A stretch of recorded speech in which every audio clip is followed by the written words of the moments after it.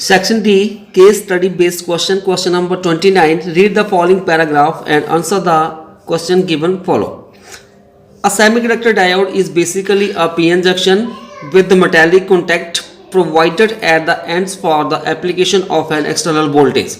Semiconductor diode एक basically PN junction diode होता है. It is a two terminal device. ये दो टर्मिनल डिवाइस होती है. When an external voltage is applied across a semiconductor diode such that the P side is connected to the positive terminal of the battery and N side of the negative terminal.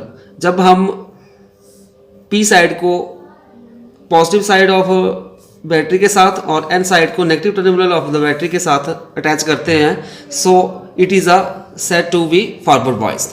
सो इस तरह से ये forward bias होती है.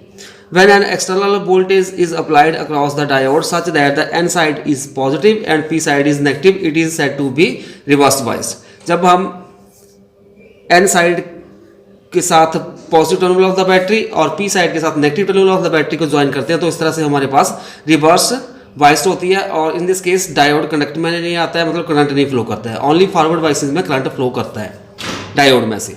An ideal diode is one whose resistance in forward biases is 0 and the resistance is infinite in the reverse biasing. एक ideal diode जो होता है उसकी जो रेजिस्टेंस होती है in case of forward biasing 0 होती है. जो रेजिस्टेंस होगी in case of reverse biasing for ideal diode is infinite. When the diode is forward biased, it is found that beyond forward voltage called knee voltage the connectivity is very high. Forward bias के लिए जब हमारे पास forward voltage और हम उसको क्या बोलते हैं, that is a knee voltage, इसके बियॉन्ड क्या होता है, कनेक्टिविटी वेरी हाई होती है. When the biasing voltage is more than the knee voltage the potential barrier is overcome and the current increase rapidly with the increase in a forward voltage. अब नी voltage से ऊपर क्या होता है कि जो पोटेंशियल बैरियर ओवरकम हो जाता है और करंट जो है इंक्रीज करता है रैपिडली, मतलब एकदम से there is a sudden increase in the current. When the diode is reverse bias the reverse bias voltage produces a very small current about a few micro amperes which almost remain constant with voice. The small current is reverse saturation current. Question based on this paragraph are: Question number 1. In the given figure, a diode D is connected to an external resistance R is equal to 100 ohm and an EMF of 3.5 volt. If the barrier potential developed across the diode is 0.5 volt, the current in the circuit will be. Question में given है हमारे पास एक ये 100 ohm resistance है, इसके साथ ये diode D लगाया गया है और साथ में जो बैटरी ईएमएफ है जिसकी 3.5 वोल्ट कनेक्ट की गई है सर्किट डायग्राम में. और जो पोटेंशियल बैरियर जो है जो डेवलप हो रहा है अक्रॉस द डायोड वो हमारे पास आ रहा है 0.5 वोल्ट. तो हमने जो करंट होगा इस सर्किट में वो निकालना है. हमें पता है कि जो I R this is equal to E minus B barrier. So this is equal to E M F कितनी है 3.5 और जो बैरियर पोटेंशियल कितना आ रहा है हमारे पास यहाँ पे ये गिवन है 0.5 तो माइनस 0.5 ये आ गया हमारे पास 3. So I R is equal to 3. So I is equal to 3 over R. 3 over R कितना है 100 एम्पियर बन जाएगा. जब हम इसको मिली एम्पियर में चेंज करेंगे तो हमारे पास ये आ जाएगा 30 मिली एम्पियर. इस तरह से आप चेंज कर सकते हो क्योंकि यहाँ पे 3 ओवर 100 मिली में चेंज करना है तो यहाँ पे करेंगे हम this is equal to 3 into 10 to power ये -2 हो जाएगा ऊपर. तो 10 टू पावर 3 करना है तो यहाँ पे 10 के साथ मल्टीप्लाई 30 मल्टीप्लाई 10 टू पावर -3 तो ये आ जाएगा milliampere 30 milliampere. So D option is the correct option. Question number 2 है in which of the following figure the PN junction is reverse bias. इनमें से कौन से जो आपके पास सर्किट है वहाँ पे पीएन जंक्शन डायोड जो है वो रिवर्स बाइस है. तो यहाँ पे रिवर्स बाइसिंग में क्या होता है जब हम जो बैटरी का मान लो ये पॉजिटिव है और ये नेगेटिव, ठीक है, और ये डायोड आ गया. डायोड की हमारे पास जैसे इस तरह से आएगा डायोड, ये इसकी पी साइड होती है और ये एन साइड है. जब हम बैटरी का पॉजिटिव डायोड की एन साइड के साथ ज्वाइन करते हैं तो रिवर्स बाइसिंग होती है. तो यहाँ पे आप देख सकते हो सी में ये एन साइड है ये पी साइड है और इसको कनेक्ट किया गया है बैटरी के पॉजिटिव के साथ। So here C is the correct option. Next है question number 3, based on the BI characteristics of the diode we can classify diode as. जो BI कैरेक्टरिस्टिक्स होती है, voltage current characteristics of a diode, we can classify the diode. Diode को हम classify कर सकते हैं क्योंकि जो BI कैरेक्टरिस्टिक्स आती है हमारे पास मतलब पोटेंशियल और करंट के बीच में, फॉरवर्ड के लिए इस तरह से और रिवर्स के लिए इस तरह से। तो फॉरवर्ड यहाँ पे क्या होता है, जो ग्राफ बनता है करंट और पोटेंशियल के बीच में, वो हमारे पास कांस्टेंट नहीं होता है।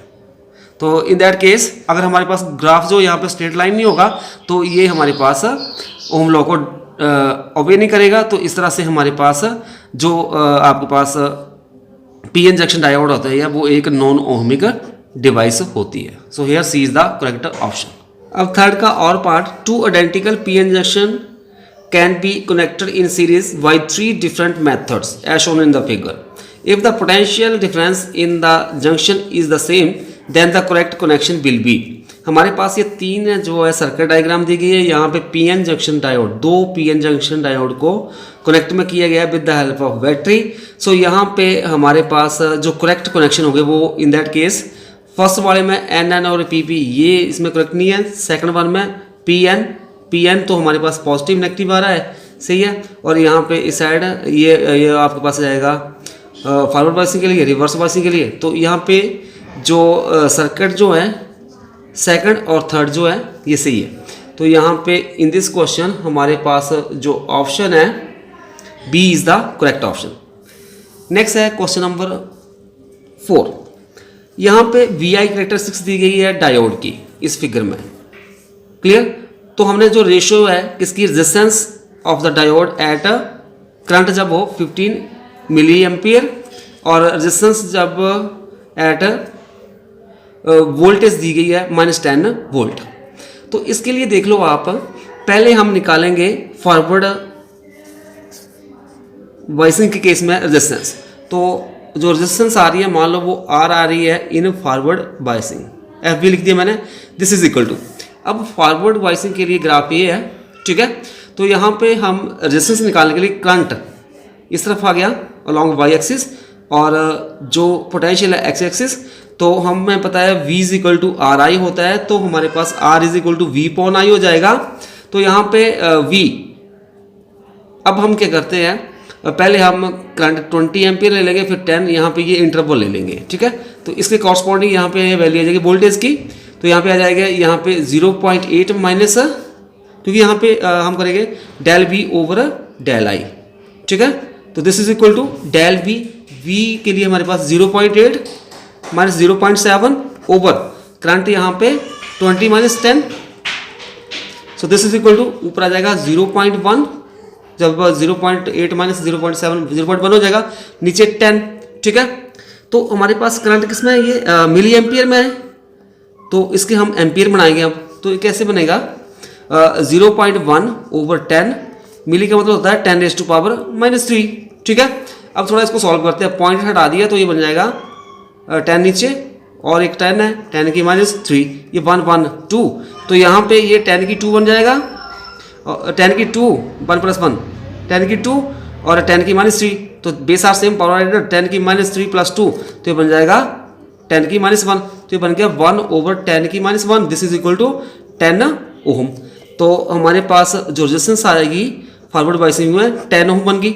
अब हम निकालेंगे resistance in reverse biasing. Reverse biasing के लिए ग्राफ है, तो यहाँ पे वोल्टेज कितनी लेनी है हमने, यहाँ पे भी आपके पास resistance in reverse biasing R भी लिख देता हूँ मैं। तो ये आ जाएगा V/I। तो यहाँ पे पोटेंशियल ले लिया 10 वोल्ट पे लिखा हुआ है ना, यहाँ पे V is equal to -10 volt, यहाँ पे आप नीचे देख सकते हो V is equal to -10 volt. तो -10 वोल्ट आ गया और नीचे करंट जो है हमारे पास रिवर्स बायसिंग में माइक्रो एम्पियर में होता है। तो यहाँ पे कितना आ गया 1 माइक्रो एम्पियर। 10 के लिए वैल्यू कितनी आ रही है 1 micro ampere. So this is equal to, ये माइनस में है, ये भी माइनस में है ना, तो माइनस माइनस कैंसिल हो जाएगा। तो 10 ओवर माइक्रो का मतलब होता है 10⁻⁻6। अब इसको नीचे लेके आओगे आप, 10 की माइनस बन जाएगा, तो टोटल ये बन जाएगा हमारे पास ये 10⁻⁻7। सो resistance in reverse biasing 1 over 10⁻⁻7। अब हम निकालेंगे रेशियो, तो रेशियो आ जाएगी resistance at forward biasing, resistance at reverse biasing जो है in case of forward biasing 10i है और resistance in case of reverse biasing 1/10⁻⁷ इसको ऊपर ले जाएंगे, ये बन जाएगा 10 × 10 की -7, तो यहाँ पे base are same, power added 1 - 7, so 10⁻⁻⁶, तो ये आ जाएगी D is the correct option. Question number 30, read the following paragraph and answer the questions that follow. Type of lenses and their combination. A convex or converging lens is thicker at the center than at the edges. जो convex lens होता है converging lens होता है और thicker होता है center से as compared to the edges. It converges a beam of light on a refractions through it. जब उसमें से एक beam of light refract होकर जाती है तो वो converge करता है उस beam of light को। It has a real focus, उसका एक real focus होता है। Convex lens is of 3 types, 3 प्रकार के होते हैं। Double convex lens, plano convex lens, concavo convex lens. Concave lens is thinner at the centre than at the edges. Concave lens जो होता है वो थिनर होता है सेंटर से edge compare to the edges. It diverse a beam of light on a reflection through it. जो concave lens होता है वो रे ऑफ लाइट को आफ्टर रिफ्लेक्शन क्या करता है, डाइवर्स करता है। It has a virtual focus, उसका वर्चुअल फोकस होता है। Concave lenses are of 3 types, 3 प्रकार के होते हैं। Double concave lens, plano concave, convexo concave lens. When 2 thin lenses of focal length f1 and f2 are placed in contact with each other along their common principal axis, then the 2 lenses system is regarded as a single lens of focal length f। जब हम 2 lenses को लेंगे contact में, एक की focal length f1 होगी दूसरे की f2, तो जो नेट फोकल लेंथ होगी 1/f is equal to 1/f1 plus 1/f2।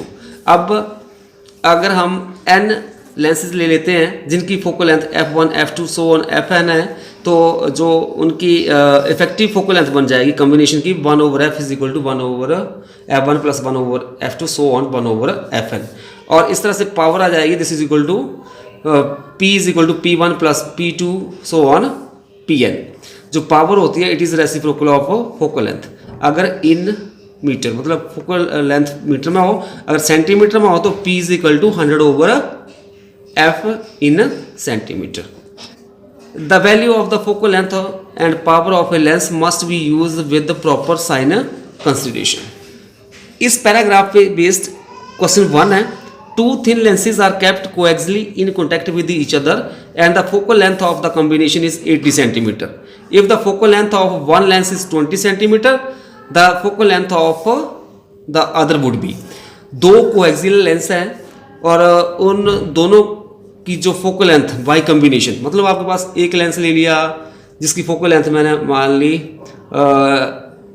f1 वो हमने निकाल लिया मान लो, और f2 जो है वो हमारे पास 20 सेंटीमीटर दी गई है, और जो focal length of combination f कितनी है 80 सेंटीमीटर है। तो हमारे पास फार्मूला होता है 1/f is equal to 1/f1 plus 1/f2। This is equal to 1/f1 plus 1/20। तो 1/f कितना है 1/80 is equal to 1/f1 plus 1/20। तो इसको साइड लेके जाएंगे तो हमारे पास बन जाएगा 1/f1 इक्वल टू 1/80 माइनस 1/20। इसका एलसीएम लेंगे 80 और 20 का 80 आ जाएगा। 1 माइनस 4 यहाँ पे आ जाएगा -3/80।